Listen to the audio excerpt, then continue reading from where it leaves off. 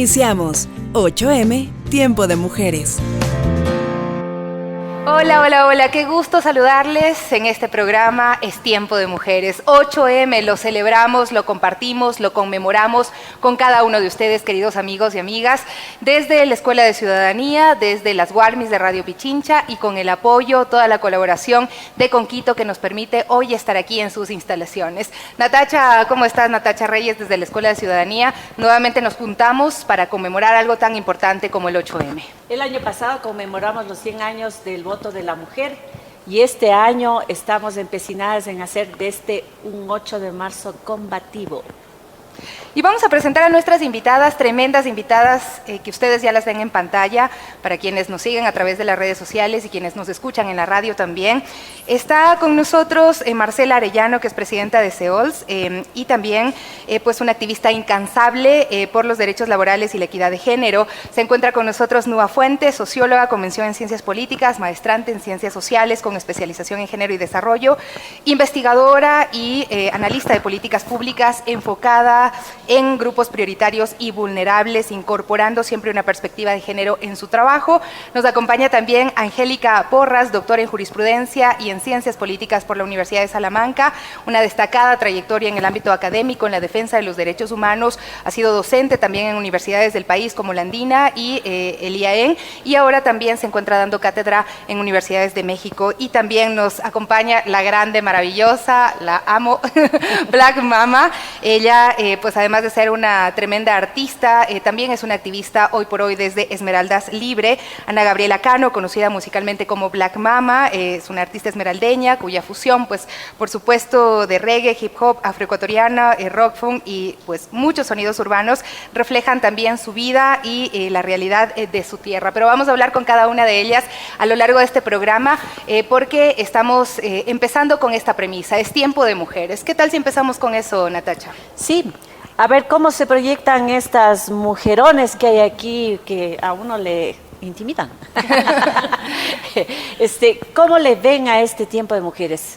¿Qué tenemos que hacer las mujeres para hacer que otras como nosotras empujen sus vidas si sienten que están un poquito atascadas? Black, empecemos contigo, porque ya dije que la amo, ¿no?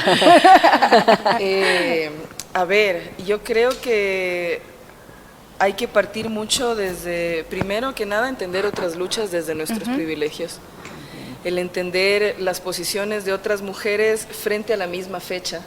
Aunque muchas de nosotras puedan parar en sus trabajos, inclusive muchas con permisos de sus jefas o con el acolite de otra gente, muchas de nosotras tenemos que estar cuidando hogares ajenos, muchas de nosotras tenemos que estar cuidando hijos ajenos, ancianas mayores que están cuidando a sus nietos, que no pueden plegarse a la marcha y que tampoco entienden qué es lo que está sucediendo en la marcha.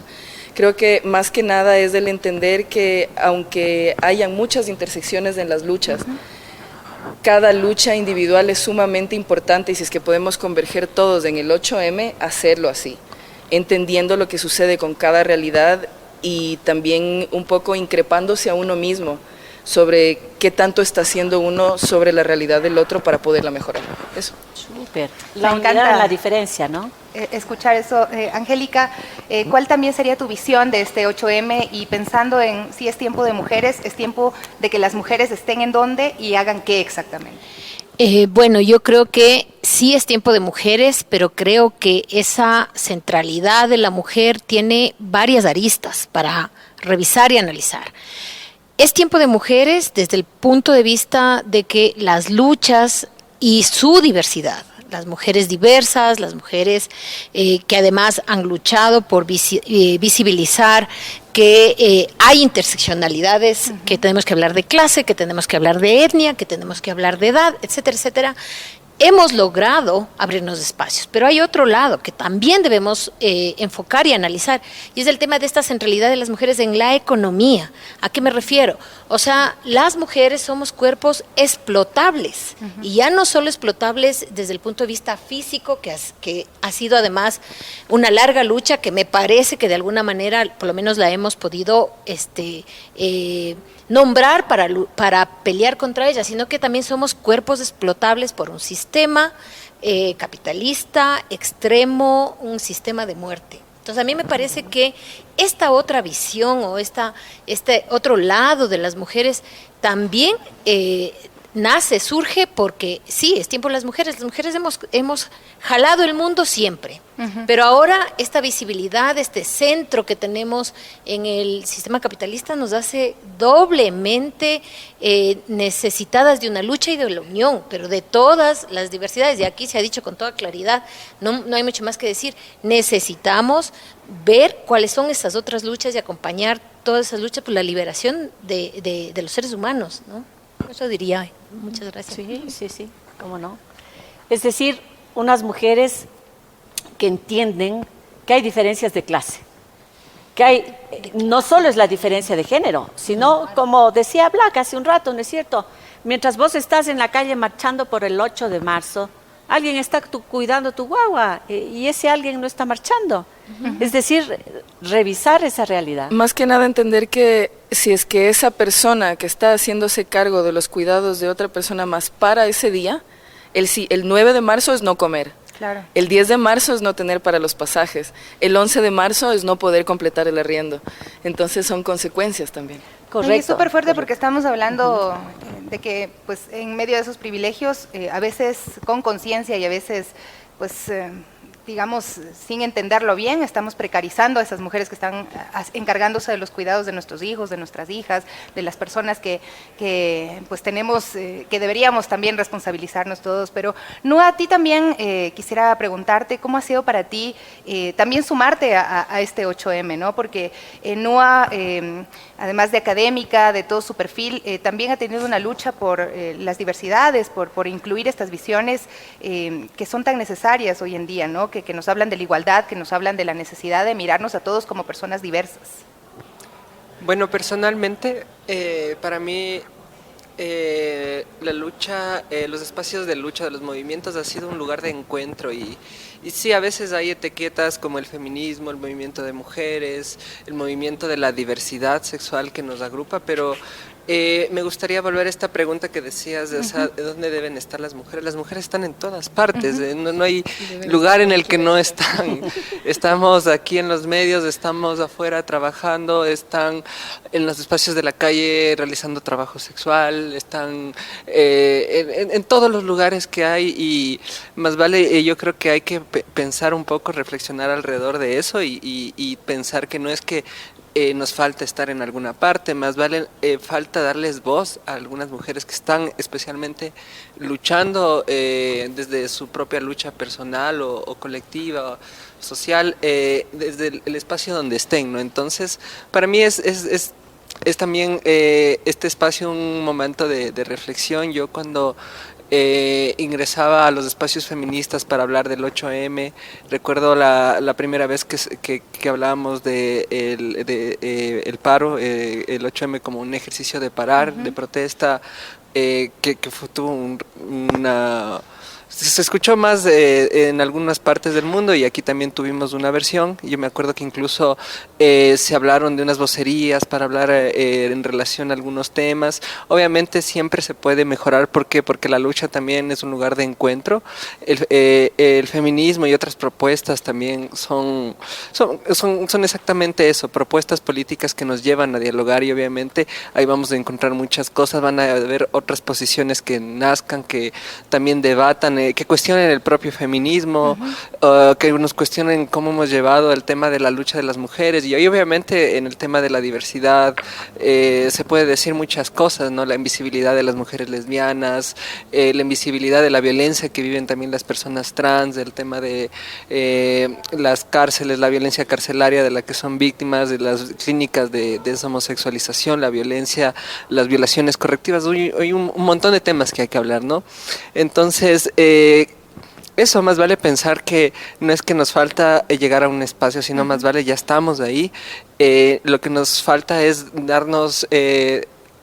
buscar ese espacio de apoyo, ese lugar donde podamos permitir hablar, permitir entender esa realidad que tal vez no me cruza a mí, pero le cruza a otra mujer, ¿no? Y ahí, bueno, podrían aparecer conceptos como la sororidad y otros elementos más, pero principalmente quiero hablar desde la empatía, ¿no? O sea, pensar que así como nosotras podemos vivir situaciones de violencia, hemos vivido, hay gente que también lo va a hacer. Y si es que nosotros no hemos vivido, o sea, realmente hay personas que sí lo han hecho. De hecho, las estadísticas dicen que 6 de cada 10 mujeres lo han hecho. Bueno, preguntarnos eso es lo que queremos para el futuro, nuestros hijos, nuestras hijas. Eso es una respuesta muy amplia, ¿no? Entonces, nada, mucho que reflexionar y chévere sea un espacio también el 8M para hacer eso, ¿no? Bueno, yo creo que no atrae a este espacio una reflexión. Las mujeres estamos en todos los lugares y así es, efectivamente, estamos en todos los lugares, hemos ido avanzando. Creo que este siglo y medio de lucha ha resultado en cuestiones concretas. Tenemos ciudadanía, tenemos voto, hemos ingresado al trabajo, estamos en los escenarios de toma de decisiones, en el escenario político, en la asamblea, tenemos una candidata a presidenta, tenemos una presidenta de México, tenemos varias presidentas de México.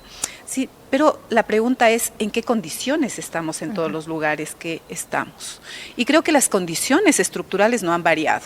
Sí, si nos podemos a mirar muy atentamente en el mundo del trabajo, que es el mundo donde me desenvuelvo, tenemos una brecha entre trabajo decente, correcto, entre hombres y mujeres. Correcto. Las mujeres accedemos a menos trabajo decente, o sea, no tenemos seguro social, no tenemos contrato, no tenemos condiciones contractuales y beneficios contractuales. Entonces, allí hay una brecha. Otra situación es seguimos trabajando en la casa. No importa si seamos políticas, si seamos ingenieras, seguimos teniendo el trabajo de la casa. Las mujeres, en fechas, en datos, ¿no es cierto?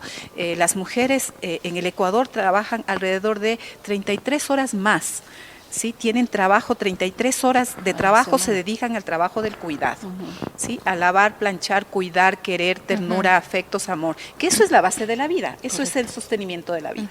Otro elemento es brecha salarial. No tenemos, estamos concentradas en determinados tipos de trabajo que son de cuidado, que son menos remunerados, que son más informales, que son más precarizados, ¿sí? Y si vemos también en el escenario político, las condiciones en las que participan las mujeres sin recursos económicos, con mayores ataques y violencia, ¿no es cierto?, con mayor ojo público puesto en la candidata, en la presidenta o lo que hace o no cada persona, en cualquier cargo que ejerza. Entonces, las condiciones estructurales de subordinación, de secundariedad, se han mantenido y me parece que este 8M debe abordar eso, debe abordar la necesidad de transformar las estructuras, de transformar las relaciones y eso implica pensar el mundo del trabajo de distinta manera, pensar el mundo político de distinta manera. Necesitamos otra matriz productiva en el Ecuador, correcto, que no sitúe la explotación de los territorios, de las mujeres, de las personas, como un elemento central de acumulación y de desarrollo económico. Necesitamos otra estructura política que efectivamente permita mayor poder a la ciudadanía, a la población y por supuesto a nosotras las mujeres, porque estamos desposeídas de poder. Creo que las condiciones que verificamos, la violencia, es precisamente porque estamos en un lugar secundario desposeídas de poder y creo que el 8M debe poner énfasis en aquello. Necesitamos construir un horizonte colectivo. La CEOL se está discutiendo con otro montón de mujeres, las compañeras de la CEOL, del Frente de Mujeres, los sindicatos de la Furia Trans, tenemos un sindicato de mujeres, tenemos un sindicato de compañeras trans, estamos discutiendo sobre los cuidados, cómo avanzar hacia una sociedad de los cuidados que permita redistribución de la riqueza y redistribución del trabajo de cuidado. Y otro modelo de éxito también, ¿no? Porque nos dicen que el éxito también es solamente estar por encima o precarizar a otras personas, estar por encima de otras personas y ahí pues guiada a todo lo que nos han dicho, no sé si es que quieren decirme una política pública en el Ecuador que ustedes cambiarían o que de pronto fomentarían para mejorar la calidad de vida de las mujeres. ¿Por dónde empezamos? Yo quería comentar justamente algo que dice Marcela y me parece importantísimo, es que justamente hay que pensar la realidad de las mujeres en su integralidad, ¿no? Y dado el momento en el que vivimos, la sociedad que vivimos, del tema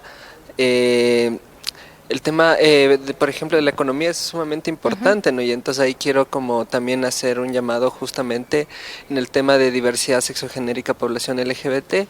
Muchas veces hay como esta idea de que la única petición que se busca desde esos espacios es la no discriminación y demás, y obviamente que sí, o sea, la no discriminación, pero ¿para qué? Para poder terminar de estudiar, para poder terminar de hacer mis estudios, ir a trabajar, ir luego al médico si me siento mal. O sea, es para poder tener esa vida digna, ¿no? O sea, no es no solamente un capricho de pensar de que no quiero que me digan de tal manera o quiero que no se metan en mi privacidad por tal situación. No sé, es por justamente buscar una vida digna. Entonces, el tema de las personas trans, generalmente cuando se habla de esto nos olvidamos del tema económico. Entonces yo, si es que pensamos en una política pública, obviamente podría mencionar miles, ¿no? Pero me parece que sí necesitamos políticas públicas que entiendan principalmente el tema de la inclusión social y económica, especialmente en grupos de la diversidad sexogenérica.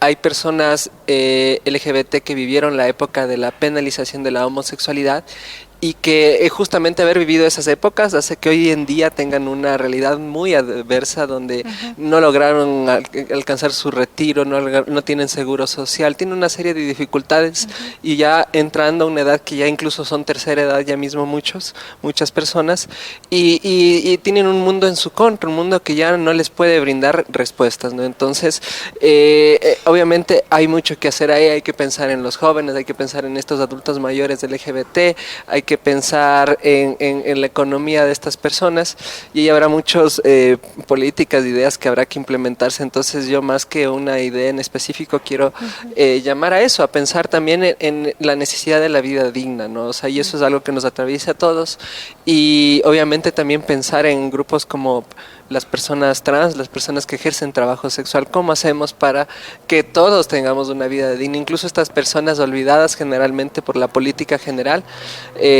¿cómo hacemos que lo logren, ¿no? Entonces, si es que me preguntas un poco cuál sería, dónde deberíamos apuntar en alguna política pública, pienso que por ahí deberíamos apuntar algunos esfuerzos y seguramente habrá más cosas que decir. Yo veo que aquí hay un denominador común. Y es que el problema es estructural, ¿sí? Y estamos hablando, y lo ha mencionado Angélica y lo has mencionado tú también, el asunto es el capitalismo, ¿sí? El capitalismo nunca va a permitir una existencia decorosa a todos los seres humanos, porque siempre tiene que haber unos explotados y otros explotadores. Y obviamente que el número de los explotados y las explotadas es mayor, ¿no? Entonces, esa transformación que no es gratuita, va a costar siempre esfuerzos, ¿no? Y volviendo a la pregunta de la Sofi, ¿será que la solución va solo por instalar una nueva política pública o es que hay que hacer un ejercicio mayor y necesitamos transformaciones más profundas que vengan desde la base para romper unas estructuras que están muy fuertes, ¿no es cierto?, porque son milenarias, y para lograr mayores grados de felicidad, porque finalmente, ¿qué es lo que queremos? Vivir todos y todas felices, pero eso se consigue sacudiendo esta alfombra, ¿no es cierto?, que arrincona a los que menos tienen y que le favorece un mayor espacio a los que más tienen. Esa sería la idea. Bueno, Black, no sé si quieres tú contestar también la pregunta. Creo que desde mi lucha y desde mi posición, creo que debería instaurarse como política pública. Primero, el reconocimiento de procesos racistas y sumamente que le quitan la dignidad al ser humano por parte de las Fuerzas Armadas y por parte de la fuerza pública. Segundo, el que de verdad exista un seguimiento a los casos de racismo que se ha dado por parte de la fuerza pública y de la policía hacia no solo cuerpos negros, sino cuerpos racializados y toda la gente que somos realmente atractivos para los chapas, perdón por la expresión. Entonces, creo que uno de los problemas más fuertes que vivimos las personas afro en esta ciudad es el entender que la policía es más peligrosa que la delincuencia. Es del entender que tenemos muchas más probabilidades de ser desaparecidos de manos de los militares que de la propia delincuencia. Y nada, o sea, el salir a la calle entendiendo que ser negro es un factor para que ciertas personas que son parte del gobierno, que son parte de las entidades públicas, me señalen en sí como una persona no grata o como alguien posiblemente delincuente o cualquier cosa así, para mí es un problema estructural dentro de la pelea antirracista. Creo que asimismo como se reconoce y existe muchísima publicidad para hablar sobre la violencia de género, para hablar sobre lo que sucede adentro de los hogares cuando las mujeres nos maltratan, también deberían haber muchísima más visibilidad sobre lo que sucede con las consecuencias del racismo en esta ciudad. Y bueno, tú con tu música has tratado también de hablarlo mucho, ¿no? Claro, lo hablo mucho, pero a la gente le gusta cantarlo, le gusta escucharlo, sale de ahí, se cruza con un negro y le cruzan vereda. ¿Me entiendes? Entonces... Hay como un miedo a veces a decir esto es racista, decirle a alguien en la cara. Exacto, y cuando somos nosotros les negres quienes señalamos el racismo, no tardan nada en decirnos que es racismo a la inversa, no es que los negros a mí no me dejan bailar en la mitad, no. Primero, el racismo a la inversa no existe porque nosotros no hemos tenido 200 años de opresión sobre otra etnia. Correcto. Primero. Sí. Segundo, el entender que nosotros no estamos luchando, obviamente estamos luchando por plazas laborales, obviamente estamos luchando por todos los derechos básicos que tienen las otras personas, pero también estamos luchando por ser reconocidos como humanos. Estamos luchando por ser reconocidos como ciudadanos. Entonces creo que eso, el poder salir a la calle sin sentir que te tienes que cuidar de la fuerza que se supone que te tiene que cuidar. Es que es mucho colonialismo, ¿no? Porque es lo mismo que está pasando ahora en Palestina, por ejemplo, cuando vemos estas realidades también tan jodidas, ¿no? De cómo estos sistemas se imponen sobre los cuerpos a los que están determinándolos como si fueran peligrosos, ¿no? Exactamente, o sea, mira cómo criminalizaron totalmente a Esmeraldas. Así es. Esmeraldas es una ciudad totalmente no solo criminalizada, también genitalizada, porque las negras son exóticas y los negros también. Entonces nos están hipersexualizando los cuerpos desde la época de la pera. Y aparte de eso nos están culpando por la situación de violencia en la que vivimos. Y no se dan cuenta que esto parte de un racismo estructural por parte del gobierno. Esmeraldas ha sido castigado por ser Esmeraldas y por ser de los negros, desde que el país se fundó como país. No se ha entendido que fue la lucha negra la que llevó a la emancipación del Ecuador. Sí, empezó. Exacto. Empezó en Esmeraldas. Exacto. Sí, entonces, sí. creo que tal vez me podría extender ligeramente en que no solo es necesario esto por parte, este reconocimiento de los cuerpos negros en derecho por parte de las fuerzas públicas, sino también el reconocimiento de los cuerpos negros y de nuestra historia por parte del Estado. Que se reconozca nuestra inversión en el país, que se reconozca qué es lo que ha sido Esmeraldas para el resto del país, porque lamentablemente ha sido solo una cuna donde se ha extractivizado no solo el conocimiento, no solo la música, no solo la gente, el deporte, el entretenimiento, sino que nos quitaron todo y nos dejaron sin esperanza. Siendo el puerto por donde sale el principal producto de exportación del país. Eso, sí. Yo quisiera decir que efectivamente no es solo una deuda del gobierno, no es solo una deuda de la fuerza pública, sino incluso social de la sociedad, ¿no? Cuando tú revisas el papel que tuvo Esmeraldas y sus líderes en el tema del liberalismo, o sea, estamos debiendo en la escuela, estamos debiendo en todas partes, ¿no? Entonces yo sí creo que sí estamos hablando de un tema estructural. No estamos hablando solamente de una lucha que busca mejores condiciones para determinadas personas, sino para un cambio de las estructuras esenciales del Estado, porque el Estado es machista, es racista, es clasista. Excluyente. Y ese Estado, con las Fuerzas Armadas, con las fuerzas policiales, con la justicia, primero identifica los cuerpos a los que quiere eliminar, y esa eliminación no es gratuita. O sea, esa eliminación, esa estigmatización a esos cuerpos que somos mujeres, que somos afrodescendientes, indígenas, jóvenes, etcétera, tiene un interés, y ese interés es precisamente colocar ese estigma, colocar ese INRI para que sea posible llegar, destruir, extractivizar, sacar el oro, sacar el petróleo, explotar a la gente, porque el otro es eso, la explotación. Claro, y la tierra. Entonces yo ahí diría, miren, el problema de la tierra es un problema muy serio en muchas provincias ecuatorianas, y yo, por ejemplo, sí diría, no hay estudios sobre lo que ha pasado con la concentración de la tierra. La tenencia de la tierra. Claro. En las grandes estas explotaciones de el plátano, de no sé qué. Entonces aquí tenemos primero que ver los cruces que hay entre todas estas dimensiones, y luego este tema es estructural, y eso me parece que es clave en el movimiento feminista, en el movimiento de mujeres, que se visibilice y se le dé la seriedad que corresponde a ese tema. Sí, ¿no? En ese sentido, lo importante, y si nos podrías contar un poco con respecto a la historia de las organizaciones sindicales, ¿no? En esa reivindicación por socializar las ganancias y no las pérdidas, ¿no? Por recuperar el sentido que tuvo el acceso a la tenencia de la tierra, tan concentrada en la colonia, tan concentrada en la República, supuestamente repartida en la reforma agraria, pero estamos viendo, como bien dice Angélica, una reconcentración de la tenencia de la tierra. ¿Qué están haciendo los sindicatos en ese sentido? Agrícolas, por ejemplo. Yo quisiera más bien recuperar tu pregunta anterior, es decir, ¿qué política pública o transformación, revolución? Yo creo que necesitamos política pública, esa es la tarea inmediata, esa es una tarea de construcción del movimiento feminista, de las organizaciones sociales, del movimiento sindical, ¿no es cierto? Una política pública que implique el cuidado de la vida de la gente, ¿sí? En este momento básico.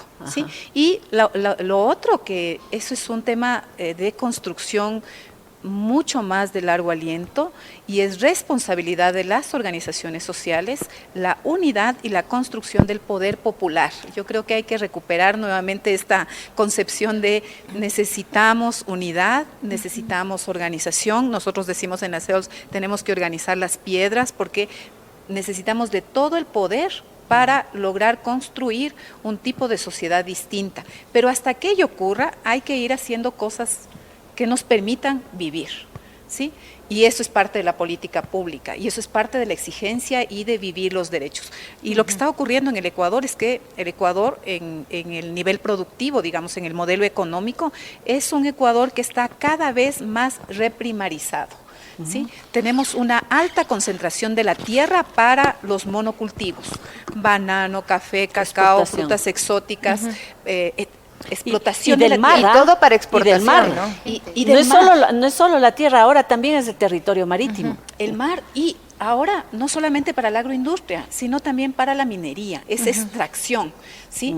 Extracción en todo su nivel y con toda la violencia que se nos viene. Entonces, ¿violencia qué? Del medio ambiente, porque las tierras que están siendo utilizadas para el monocultivo y para la extracción minera después no van a servir.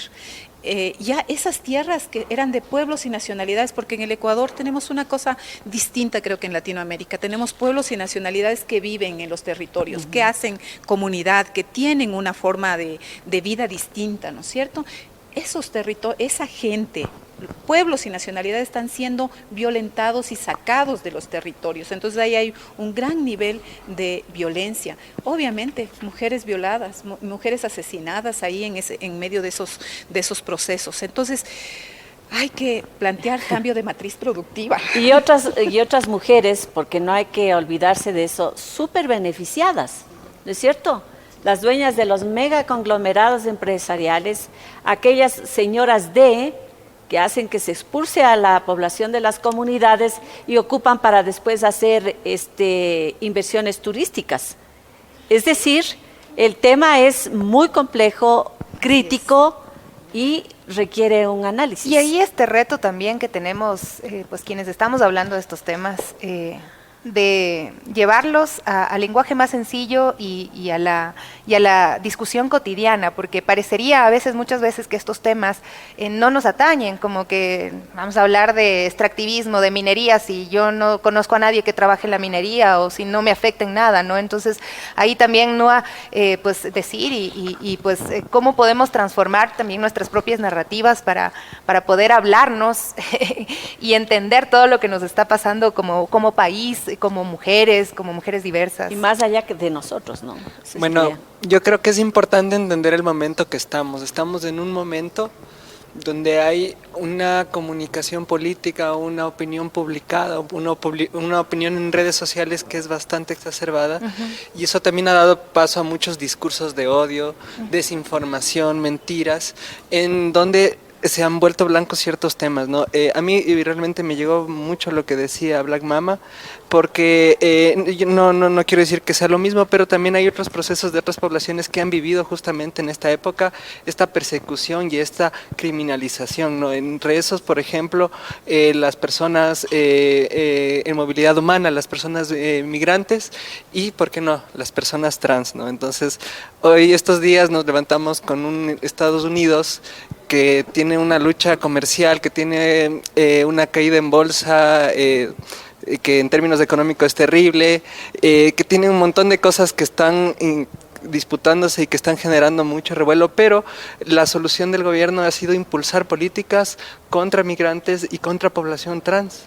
Y ahí hay también mucho esta construcción de la amenaza, ¿no? Entonces ahorita hay una idea de que hay una amenaza por poco, por ejemplo, en el deporte, ¿no? De que las personas trans entren al deporte y acaben con el deporte, ¿no?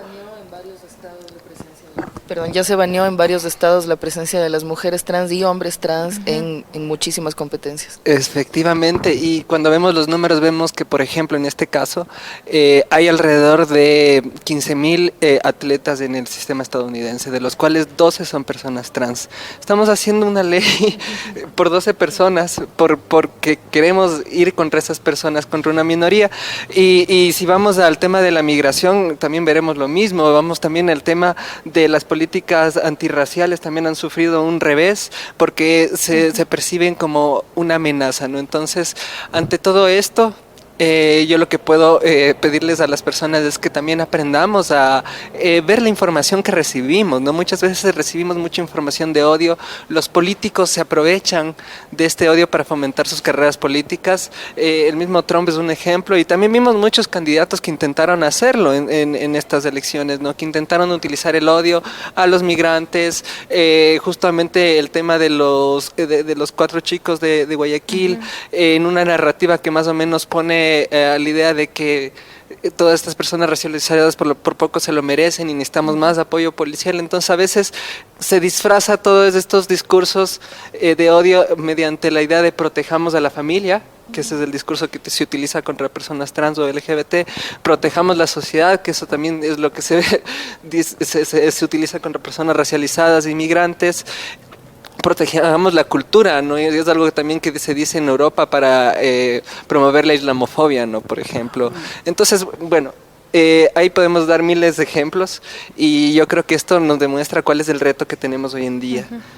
Tenemos que enfrentarnos a todas esas noticias, todas esas miedos. Yo incluso vi que hacían mediante generación de IA, que les hacían hablar a tales candidatos en relación a favor de las personas LGBT, pero obviamente para generar una en contra, ¿no? Entonces tenemos que dejar a un lado todos esos prejuicios, saber identificar la información. En internet hay mucha información, pero esa información a veces también está corruptible, entonces Quienes manejan los algoritmos, ¿no? Quienes manejan Son los hombres algoritmos. blancos, millonarios.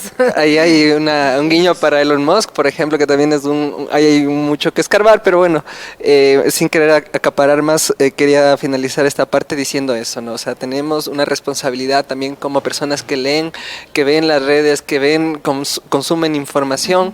A mí me pasa también con mi madre, a veces llegan ciertos miedos de varios temas y yo le tengo que explicar, y así le pasará a mucha gente que nadie le puede explicar. Entonces hay que fomentar estos espacios donde discutimos, justamente podemos discutir tal vez de estos rumores y despejarlos y realmente pensar qué es lo realmente importante, el trabajo, la dignidad, la vida libre de violencia. Entonces Esos son los verdaderos problemas de la sociedad, no las personas racializadas, no las personas migrantes, no las personas trans. Tampoco los pobres, claro. Eso pasó mucho con el tema de las Malvidas, lamentablemente. Claro. Entonces, es decir, habría que deconstruir esos discursos, ¿no es cierto?, para poder visibilizar que en realidad los problemas grandes se ocultan y civilizan otros a quienes se les utiliza, ¿no es cierto?, para ocultar eso que está ahí en el fondo, que nos perjudica a todos y a todas, ¿no? Entonces, lo que hay que hacer es hablar, como tú acabas de decir, Noa, ¿no? Hacer estas micro, digamos, escuelitas dentro de tu casa, dentro de tu espacio laboral, cuando vas en el bus, hacerle la conversa al taxista, no sé. Que te saquen del grupo de la familia. Que te saquen del grupo de la familia. En fin, los benditos WhatsApps familiares, ¿no es cierto?, en donde te inundan de mensajes así. Y que no es una cuestión que no sea premeditada, está fríamente calculado. Es decir, esta microcapacitación es necesaria, ¿no? En concreto. Porque estamos hablando mucho siempre de personas empobrecidas, ¿no? Bueno, de personas pobres, como que aparecieron por ahí, no hubo una estructura que los empobrezca, pero no estamos hablando de los privilegiados, ¿no? De la gente que no paga impuestos, de la gente que mantiene estos sistemas de explotación infantil, por ejemplo, porque sigue habiendo en el Ecuador, de todos los cuerpos que están siendo precarizados, ¿no? Y ustedes también, pues, trabajan mucho, con muchas demandas. Yo me acuerdo porque que nosotros también, como medios de comunicación, recibimos todos los días unas historias que uno, pues, no las entiende, como desde la simple historia de una señora que vende pan, que trabaja en la caja y todos los meses hace horas extras, pero le descuentan con la multa de no sé qué, la multa de no sé cuál. Entonces, o sea, hay que hablar de los privilegiados, de la gente que se está enriqueciendo en base a esta explotación, y muchas veces esto también está enfocado en los cuerpos femeninos, y que ustedes pues deben haberlo registrado en múltiples oportunidades. Yo creo que una de las cosas que está ocurriendo y también que está cruzando nuestros movimientos es que ubicamos a los mismos trabajadores como privilegiados, que no nos ubicamos en un nivel de pobreza, nosotros estamos empobrecidos. Correcto. Creo que el Ecuador está empobrecido en general y no hay privilegiados aquí. O sea, el que yo tenga posibilidades de quedarme el día domingo un poquito más de mi tiempo descansando, porque el cuerpo lo necesita, no es un privilegio, es un derecho. Entonces, hay una mirada desde el poder económico, desde el poder político, en ubicar los derechos como privilegios. Y hay que sacarlos de ahí, hay que situarlos como derechos. El trabajo digno, el seguro social, trabajar 40 horas a la semana y el resto dedicarnos a hacer lo que necesitemos como humanidad, no es un privilegio, es un derecho. Y deberían tener todas las personas ese derecho. Entonces, para eso necesitamos la construcción de la unidad y de la organización, para pelearnos por los derechos que se juegan en la vida cotidiana, en todos los derechos, dignidad, humanidad, cuidados desde el Estado para nuestros niños, para nuestros ancianos, y cuidados el digno para derecho nosotros. Al descanso también. Exacto, Pensión, el derecho al ocio. Pensión, derecho al ocio, derecho a la tranquilidad. No tenemos por qué estarnos, fíjense en lo que nos pasa a las mujeres. O sea, vamos a todas las universidades posibles para sacar todos los títulos que podamos, porque necesitamos más títulos para poder ingresar a un mejor trabajo. Y nos capacitamos tanto que después no encontramos trabajo para el perfil que tenemos. Lo que les pasa ahorita a las mujeres en una buena medida es precisamente eso. La educación, que es importantísima, los títulos, que son importantísimos, pero es que no hay espacio laboral para las mujeres en este momento y no hemos logrado superar esas brechas estructurales que tenemos. Sí, en ese sentido hablábamos, y creo que había un consenso de que es necesario que las mujeres, que decimos que estamos en todos los espacios, sí, probablemente estamos en todos los espacios, pero la pregunta es ¿cómo estamos en esos espacios? ¿Ustedes creen que las mujeres en una condición de poder, de toma de decisión estatal, ¿no es cierto?, habiendo pasado una vida de privaciones y de asimetrías, estén en mayor capacidad de tomar decisiones más equilibradas, más justas, más equitativas? ¿Qué creen? Es una pregunta, pero Tremenda. A mí me parece que es una pregunta tremenda y perdón que tome la palabra. Yo creo que hay varios elementos a tomarse en cuenta allí. La una es que el código de la dominación muchas veces se comparte por el dominado, ¿no? Entonces, me parece que en ese sentido, el movimiento de mujeres sí ha podido como visibilizar ese código, ¿no? Y ha podido decir, no, un ratito, esto es machismo, incluso yo puedo participar en eso, pero me doy cuenta y cambio la vía, ¿no? Sin embargo, las otras dimensiones que nos cruzan como seres humanas a las mujeres, no les hemos sacado de dentro, porque eso está dentro de nosotros, es nuestra construcción, de nosotras, ¿no? Entonces, muchas veces el hecho de que una mujer tenga poder no significa ni que tenga la agenda de las mujeres, de las diversidades sexuales, ni que tenga la agenda de las personas racializadas, empobrecidas, etcétera, ¿no? Y más bien es un elemento que sirve para supuestamente probar el grado de inclusión que tiene el sistema. Porque dice, mire, aquí está, ¿no? Aquí está. Es lo que pasa en el fútbol. Siempre yo utilizo esa explicación, ¿no?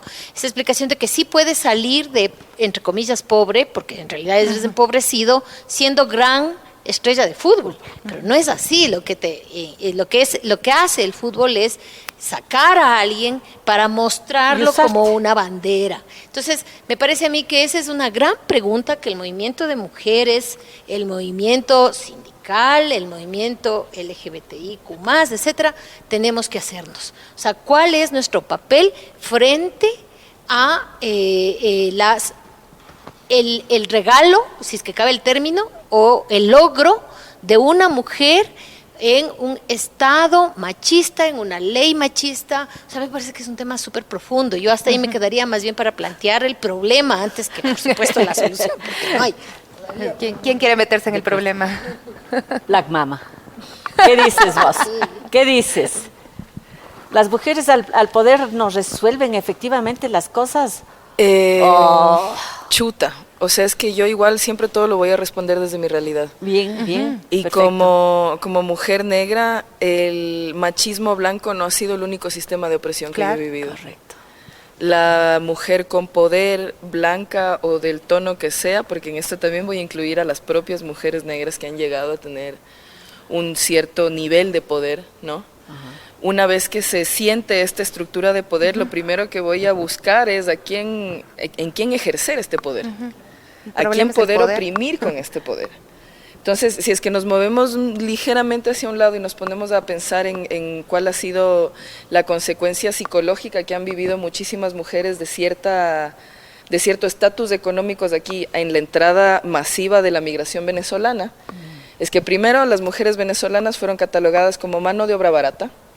Segundo, se creía que la mujer venezolana era la mala onda porque venía a cobrar menos de la mitad de lo que cobraba una mujer ecuatoriana, cuando en realidad no estamos viendo de fondo el problema. El problema no es que la mujer vaya a cobrar menos de la mitad, el problema es que hay un jefe o una jefa ecuatoriana con el poder, con el estatus, queriendo pagar ese dinero a una persona que sabe que su alimentación del siguiente día corre riesgo si no lo acepta.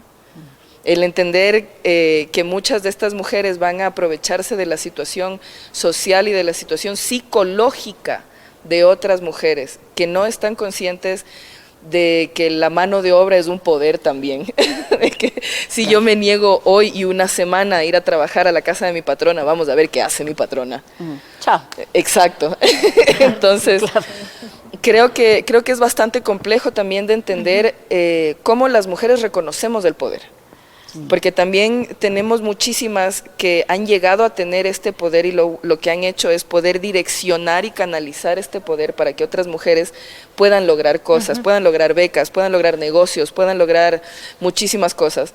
También, como ya lo hablé, hay otras mujeres que entienden este poder como ahora yo tengo el puesto del jefe y puedo ser tan malo como el jefe. Exacto, entonces... Sí. Claro, claro. Yo quisiera hablar sobre lo que plantea Black Mama, y es que pensamos que las personas individualmente se comportan porque son malas, así. Y yo creo que no, yo creo que tiene que ver más con la cultura. Estamos dentro de una estructura que ha generado una cultura, nosotros le hemos denominado al patriarcado como la cultura. La cultura no está en el cuerpo de los hombres, el patriarcado no está en el cuerpo de los hombres, es parte de todo un sistema de pensamientos, acciones, formas de expresarse, que nosotros también lo tenemos interiorizado, ¿sí? No es que las mujeres no somos machistas, nosotros también somos machistas. Entonces, cambiar la cultura es mucho más difícil creo que cambiar la estructura. Yo creo que esa es una tarea primordial de las organizaciones sociales. Las organizaciones sociales que nos constituimos para construir, que tenemos como perspectiva la justicia social, que tenemos como perspectiva la igualdad, la equidad, la no discriminación, necesitamos abordar eso para transformar nuestras prácticas.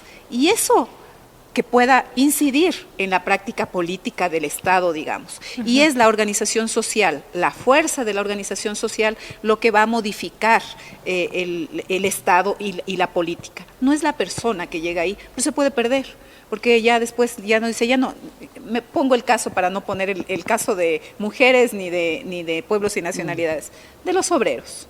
¿Sí? Hay obreros que han llegado a tener espacios de poder y ya ni siquiera nos reciben cuando están en espacios de poder. ¿Sí? Porque si se individualiza el poder, ¿sí?, cualquier cosa puede ocurrir. Entonces es necesario volverlo nuevamente colectivo. Yo diría en Ecuador, que somos parte de la andinidad, esta andinidad y esta cultura andina es una cultura de lo colectivo, no entiende la vida sin el otro al lado y sin las decisiones colectivas. Y eso nos pasa en la huelga a los sindicatos en el mundo. Sabemos que una huelga es un acto no de una persona ni un dirigente, que en la huelga no delego a nadie, yo no puedo delegar al otro trabajador. Tengo que en la huelga ser parte. Eso es lo colectivo. Cuando ponemos las discusiones en lo colectivo y en la comunidad, pueden haber procesos de transformación. Yo creo que eso nos toca a las mujeres, porque las mujeres somos mucho más de redes, mucho más colectivas. Lo colectivo se sostiene con ternura, con afectos, más allá de las decisiones políticas. Y creo que ese es el potencial que podemos nosotros aportar en la transgresión y en la construcción de un Estado de carácter distinto. Bueno, estamos con el tiempo ya cortito en contra. Yo había hecho el ejercicio ya antes y decía el 8M, y quiero decir el 8M antifascista. No sé, Marcela, ¿qué se te ocurre de este 8M? Mucho, ¿no? Pero yo más bien me plantearía un 8N de sororidad y de ternura. Nua.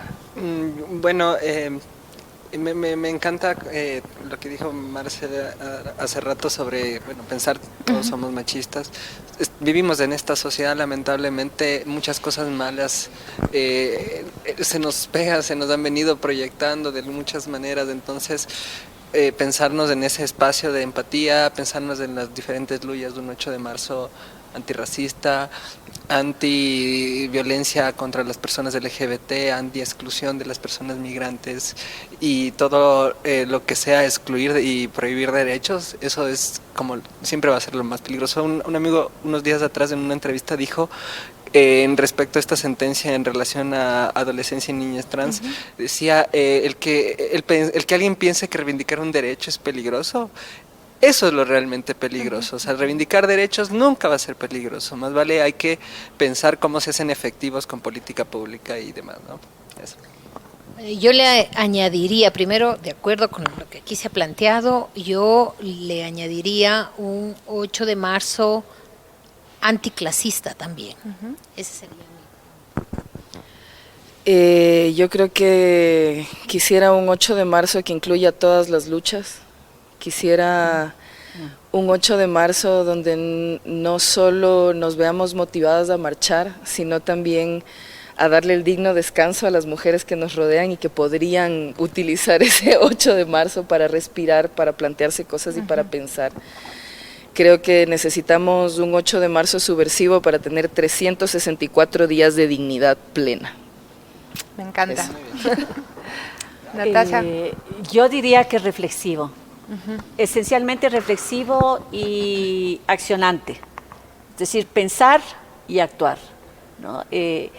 Tomando como base lo colectivo, porque las luchas individuales son súper importantes, pero se llega muy poco si no hay una lucha colectiva. Entonces, reflexión, acción y colectividad.